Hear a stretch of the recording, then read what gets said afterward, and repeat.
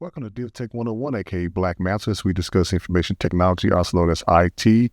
In today's episode, I want to show you the Raspberry Pi broken down piece by piece and explain the details to you. We're going to put it together. You're going to see the screen come on with some coding, and we're going to talk a little bit about that.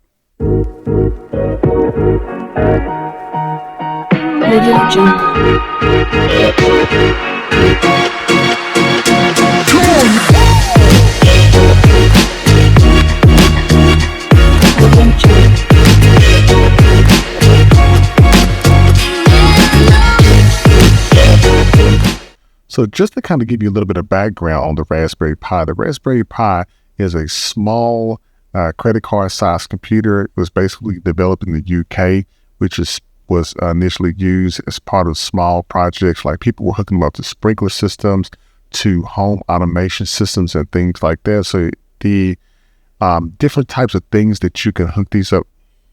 So before we get into it, and before we start talking about this device itself, I want you to think about the Raspberry Pi for a second. And I'm not talking about the Raspberry Pi during the holidays, okay?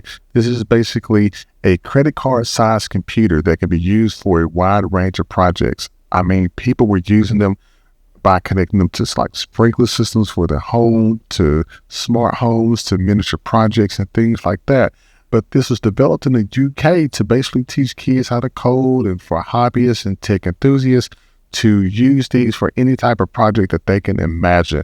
Now, there are different tutorials online that will walk you through how to load everything to the SD card that fits inside the Raspberry Pi itself. We're going to go over that today.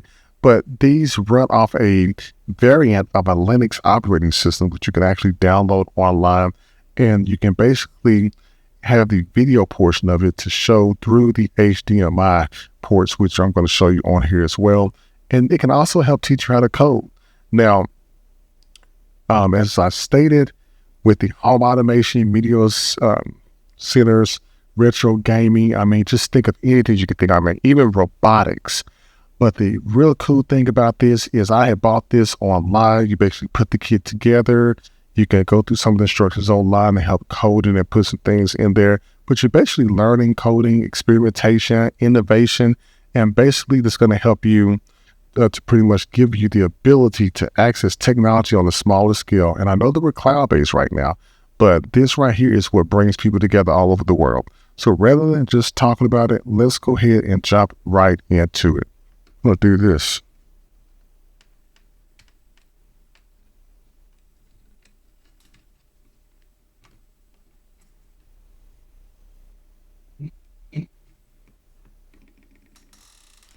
Right.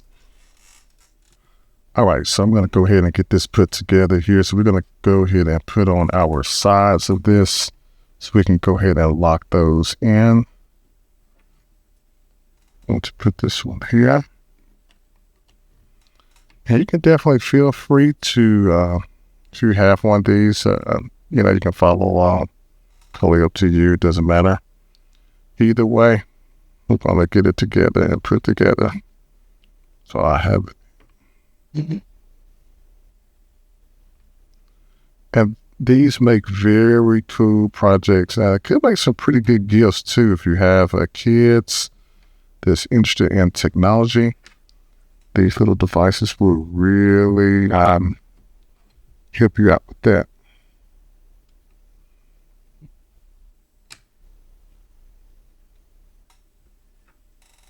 But I love technology so much, you all, that I really enjoy just having the ability to put stuff like this together. All right, so this right here is going to be for our pins here. So we're going to be putting those back into here. Now, as you can see, we have an array of pins right here, and they're going to basically match what we have here. And this is one of the motherboards here for the top half of the screen, the power button and everything. They basically just will fit on one side. Make sure that these pins, the 4 pins on the end, match the 4 pins there. And the other ones will just basically clamp down accordingly. I'll take a look.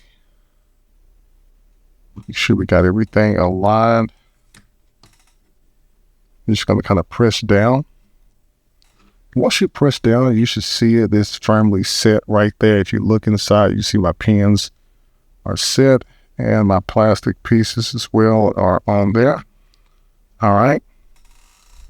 And then our next step, people, is we're going to go ahead and flip our top half down on here. And I didn't take the plastic off mine at all when I was doing this. I just kind of left it as is. And the little grooves right here that you see basically fit there. Take a screwdriver and start to put our screws in. It's going to tighten up just a little bit or just enough.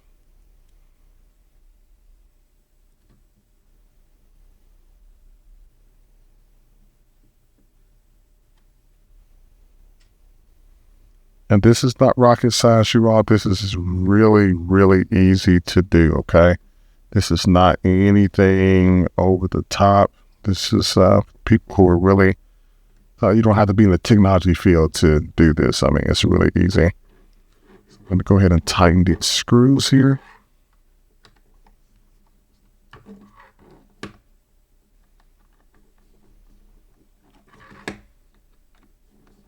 I'll have to do a separate video for the coding of this here.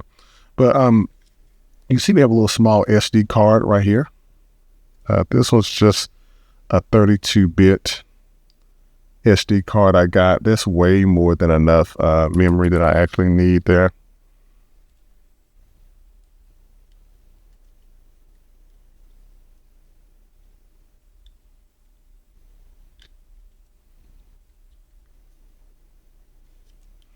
All right, and then in order for everything to show, if you have a single HDMI cable, you can plug that in the bottom and run it to a TV, and you'll be fine.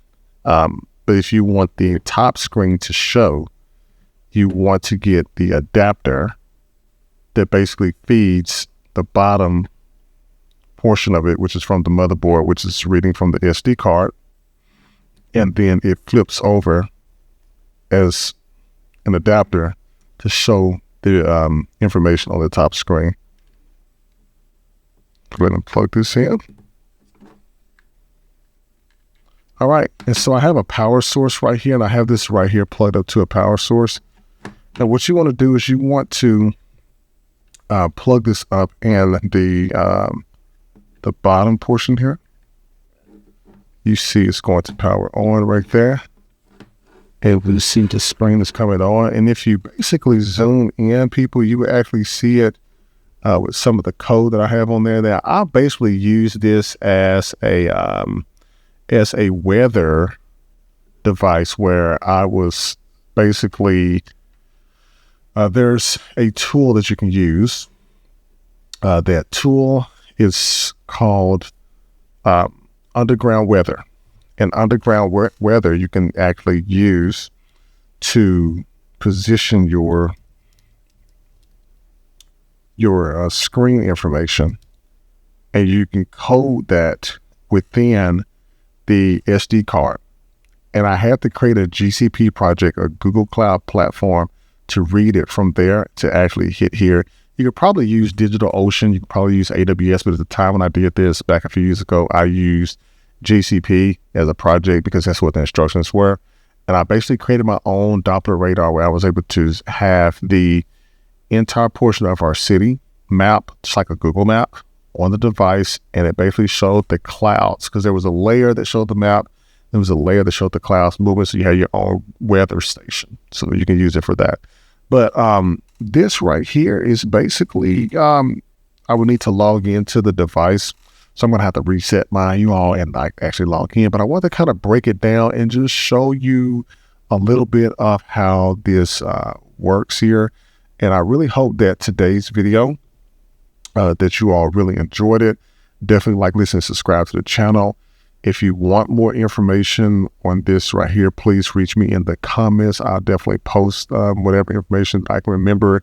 I'm going to go back and look at my notes and make sure I have that so I can put it down there so you all can have it. Without further ado, people, like, listen, subscribe. DevTech 101, aka Black Mantle. Look forward to bringing my content to you soon.